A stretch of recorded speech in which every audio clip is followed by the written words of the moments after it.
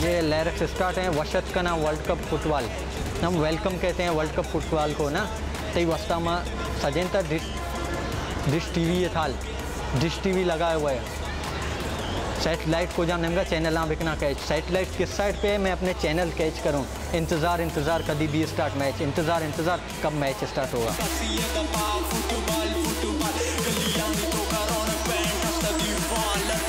मैं यहाँ पे पेंटिंग बनाता हूँ स्केटिंग करता हूँ और फुटबॉल की प्लेयर बनाता हूँ। ये सिर्फ पाकिस्तान तक महदूद है और मैं चाहता हूँ कि ये मेरे पेंटिंग हमारा जो ये मेहनत है ये बाहर के मुल्क में बाहर के ममालिक में ला सकूं और ये दिख जाए कि पाकिस्तान में भी फुटबॉल का वैल्यू है और पाकिस्तान में इन चीज़ों के शौक़ रखे जाते हैं।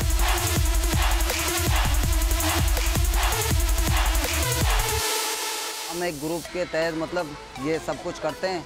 हर ग्रुप का अलग अलग मतलब किरदार होता है। कुछ पेंटिंग में होते हैं, कुछ मतलब इलेक्ट्रिक के जो काम होते हैं जैसे स्क्रीन लगाना ये वो सब कुछ करना। तो अलग कैटेगरी के मतलब हम टीम बनाते हैं, कुछ झंडों में कुछ पेंटिंग में।